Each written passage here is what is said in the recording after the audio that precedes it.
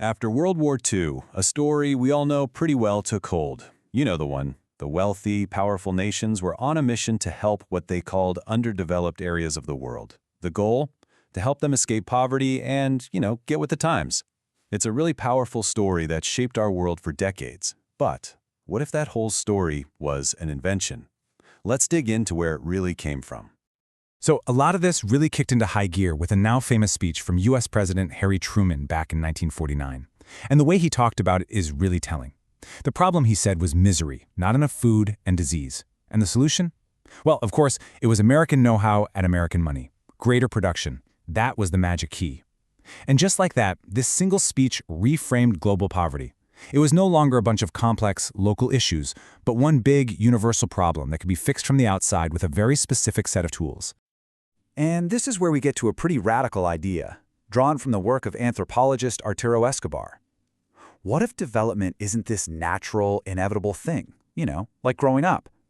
What if the whole concept was actually invented, created at a specific point in time for a very specific purpose? It kind of makes you wonder, have we all just been living inside a story that someone else wrote for us? Okay, to really get this, we need to wrap our heads around one key concept: discourse. Now, don't think of it as just a conversation. It's more like the operating system for a society. It's this invisible set of rules and assumptions that basically decides what makes sense. A discourse defines what we see as a problem in the first place, and what we can even imagine as a solution. And most of the time, we don't even realize it's happening. So if we look at development through this lens of discourse, the whole story just flips on its head. On the one hand, you've got the common view we all grew up with. Development is this natural, good-hearted project of helping people.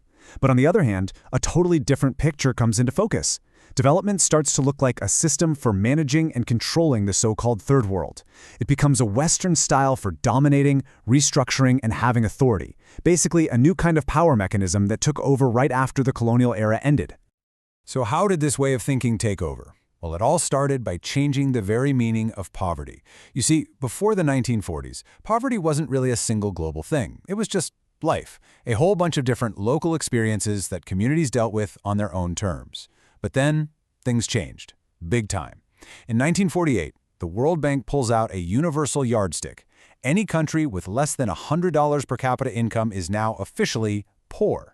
And just like that, 2/3 of the world got a new label. And poverty was no longer a human condition. It was a technical problem that needed to be managed by experts from somewhere else. And this new reality wasn't just an idea, right? They had to build a huge machine to enforce it. First step, professionalization. They created this whole army of development experts, planners, scientists, to create authoritative knowledge. The second step was institutionalization.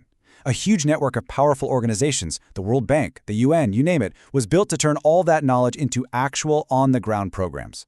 The idea of development became a real global apparatus. And the dream this machine was selling, wow, it was incredibly appealing. It was this promise that, with enough money, technology, and planning, the entire world could achieve this American-style dream of peace and prosperity. This was the light at the end of the tunnel, the reason for doing all of it. But according to Escobar, that beautiful dream turned into a nightmare.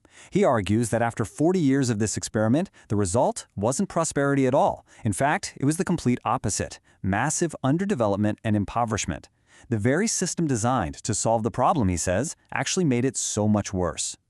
And look, if you think that sounds harsh, you don't even have to listen to the critics. Just listen to the founders themselves. This quote, this is from a foundational United Nations report from 1951. Just think about what it's saying. Ancient philosophies have to be scrapped.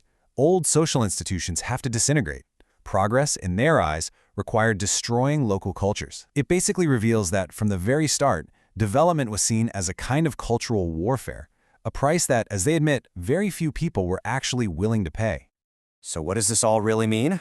Well, if the story of development was invented, that means it can also be reinvented. It's not the only story we can tell, and that challenges all of us to look for the other possibilities, the other stories that are already out there. It leaves us with a really big question. If that old story failed, what new stories will we choose to imagine and build for our future together?